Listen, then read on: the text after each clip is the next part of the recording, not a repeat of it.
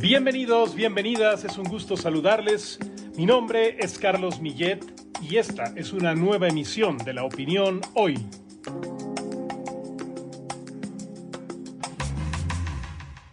El fiscal adjunto Matthew Colangelo, encargado de realizar las declaraciones iniciales de la acusación en el juicio penal que enfrenta a Donald Trump en un tribunal de Manhattan, cargó contra el exgobernante y calificó el caso de una trama de conspiración criminal y encubrimiento para corromper las elecciones del 2016.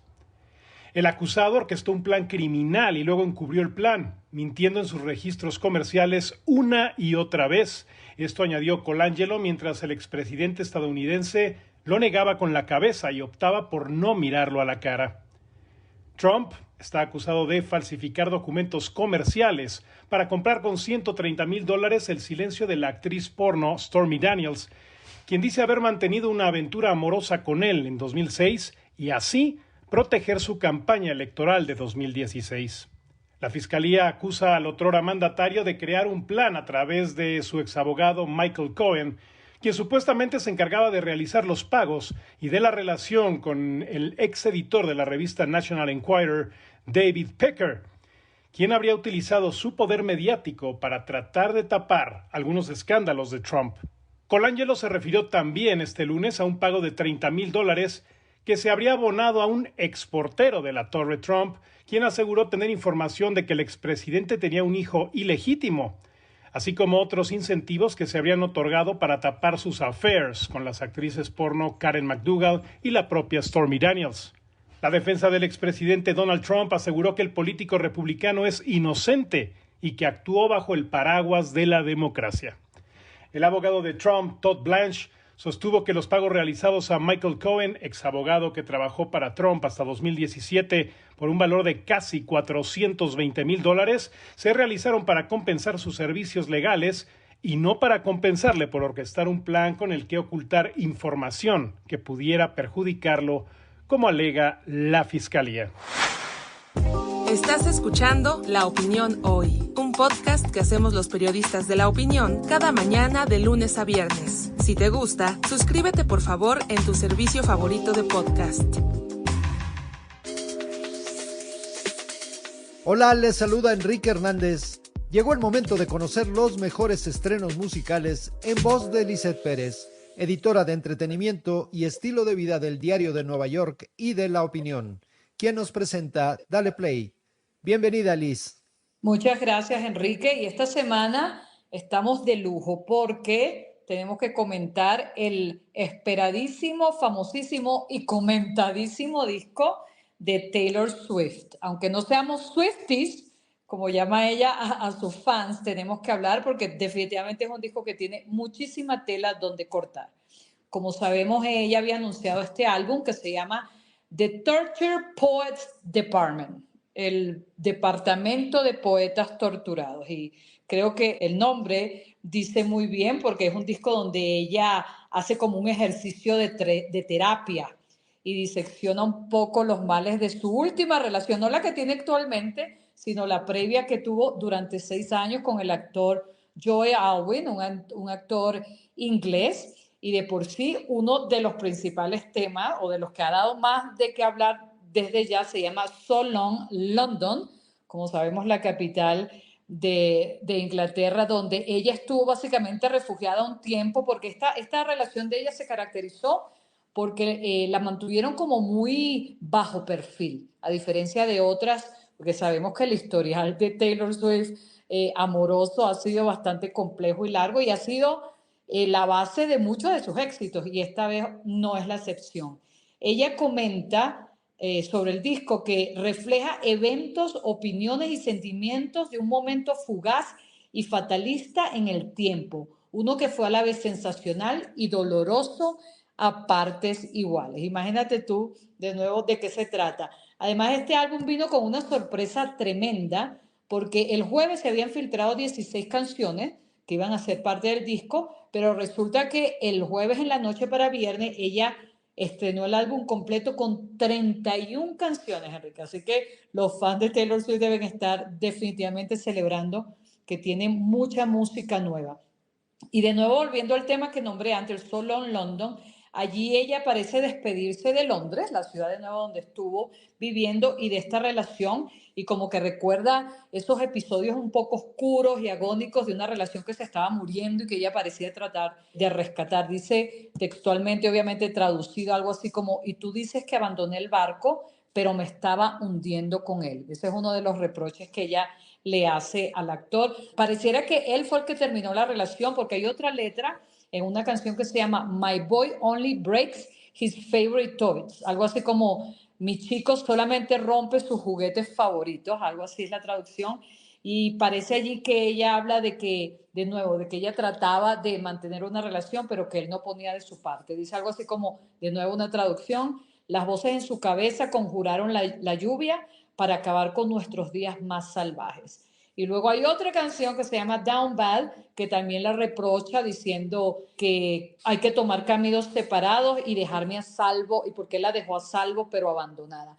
De nuevo, es un disco muy a lo Taylor Swift. De nuevo, sabemos que no es Shakira nada más que usa las canciones de desamor y sus rupturas para grabar álbumes y para lograr éxitos. Pero resulta que Taylor Swift no solo usó la relación con el actor inglés para sus temas, sino que también metió aquí en toda esta locura, en todos estos 31 temas, la relación que tuvo con un cantante que se llama Matty Healy, que es el líder de la banda 1975, con el que estuvo realmente unos pocos meses nada más relacionada. Sin embargo, esos pocos meses le sirvieron para dedicarle un tema que se llama Fortnite, donde ella allí no lo nombra directamente, pero hace una reflexión sobre una breve y tumultuosa relación por la que perdió la cabeza. Incluso insinúa que comenzó a beber alcohol y que había dejado de ser ella misma. Incluso dice: tomé la droga milagrosa para pasar página. Los efectos fueron temporales y te quiero, está arruinando mi vida. No, obviamente el que conoce los temas de Taylor Swift sabe también que ella utiliza mucha poesía, digamos, ¿no? No es necesariamente muy explícita las canciones o las letras de sus temas, a pesar de que a veces sí lo es. Y de nuevo, podríamos pasar mucho rato nombrando las canciones que componen el disco, porque de nuevo son 31. Tiene dos colaboraciones especiales, que para un álbum tan grande son pocas en realidad. El tema que canta Fortnite, que ya mencioné, que lo canta junto a Post Malone. En realidad Post Malone tiene una pequeña parte en la canción. Y luego hay otro tema que se llama Florida, que la canta con Florence and the Machine, que también, según los conocedores, hace referencia a la ruptura de la relación, porque en Florida era donde ella se encontraba cuando se dio el anuncio de que su relación de 6 años había acabado. Así que mucha tela de que cortar de estas canciones. Los seguidores creo que se pueden sentar, duran 2 horas escuchar el disco completo en Spotify, donde por cierto ya está haciendo, batiendo récords, pero la persona que quiera escuchar las 31 canciones completas tendría que dedicarle 2 horas de su tiempo para hacerlo. Pues sí, 31 canciones, es muchísimo. The Tortured Poets Department. El nombre me suena pretencioso, pero claramente representa una catarsis de Taylor Swift. Y bueno, ella siempre ha sido muy prolífica. Se podrían esperar Totalmente. esas 31 Y sin canciones. embargo, no olvidemos lo que ella dijo y lo leí anteriormente, que esto es el cierre de un capítulo pasado, pero que ese capítulo está cerrado y tapiado y que ella se encuentra en este momento muy feliz. Recordemos que está en una relación muy pública, pero hasta los momentos muy feliz junto al jugador de la NFL, Travis Kelce. Y bueno, Enrique, ahora sí pasando a los artistas latinos, tenemos que comentar rapidito el último disco de Gente de Zona que se llama Demasiado. Es un álbum de estudio con 10 canciones que reflejan esta amalgama de ritmos y géneros y este estilo muy bailable que tiene el famoso dúo cubano. Entre los temas allí está aquella canción que comentamos hace poco, que se llama Celia, que fue un homenaje que ellos le hicieron a la guarachera del mundo, Celia Cruz, con quien ellos dicen que hubiesen soñado cantar, y lograron hacerlo de una forma u otra a través de esta canción en la que podemos escuchar la voz de Celia Cruz. Y bueno, este disco dicen que está dirigido para todas las personas que quieren bailar y pasarla bien en estos tiempos oscuros que vivimos, dice Alexander Delgado, que junto a Randy Malcolm Martínez son los verdaderos nombres de los integrantes del dúo. Y ellos dicen que se llama Demasiado porque lo que han logrado y lo que el público le ha dado demasiada felicidad, para ser específico, entonces por eso eligieron este nombre.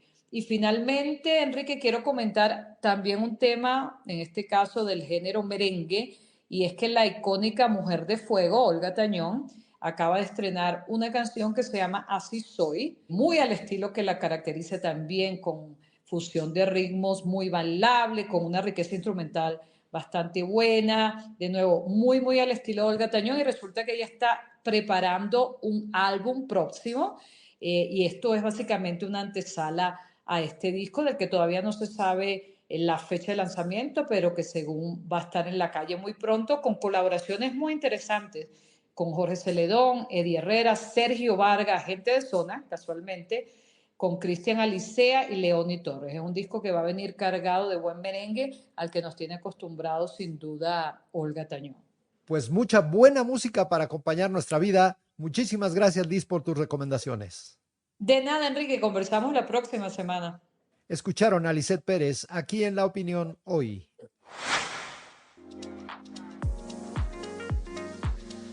Hola, ¿qué tal? Mi nombre es Brenda García y es un gusto saludarles en este Pulgar Arriba.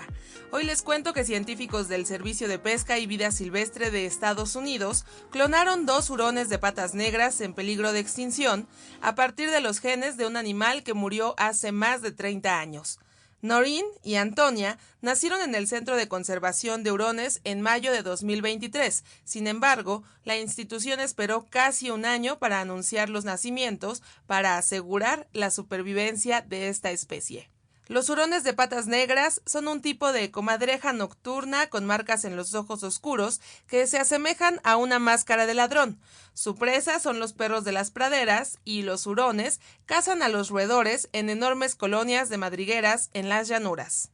Los 2 mustélidos son una copia genética de un hurón llamado Huila, que murió en 1988 y cuyos restos fueron congelados en los primeros días de la tecnología del ácido desoxirribonucleico. Dichos restos se mantienen en las instalaciones de la Alianza de Vida Silvestre del Zoológico de San Diego y podrían ayudar a los esfuerzos de conservación porque sus genes contienen más variaciones únicas. Para clonar estos 2 hurones, el Servicio de Pesca y Vida Silvestre trabajó con zoológicos y organizaciones conservacionistas y con Viagene Pets and Equine, una empresa de Texas que clona caballos y animales de compañía. Los biólogos planean criar a Noreen y Antonia después de que alcancen la madurez a finales de este año, abriendo una esperanza de conservación para otras especies cuya existencia se encuentra amenazada y por ello les otorgamos un pulgar arriba. Muchas gracias por acompañarnos. Recuerden regalarnos un like y suscribirse a La Opinión Hoy en su plataforma favorita. Mi nombre es Enrique Hernández. Nos dará mucho gusto saludarles en nuestra próxima emisión. Este podcast es una producción de La Opinión, presentada por Diana Gutiérrez, Carlos Millet y Enrique Hernández. Diseño sonoro de Brenda García. Rafael Cores es el productor ejecutivo.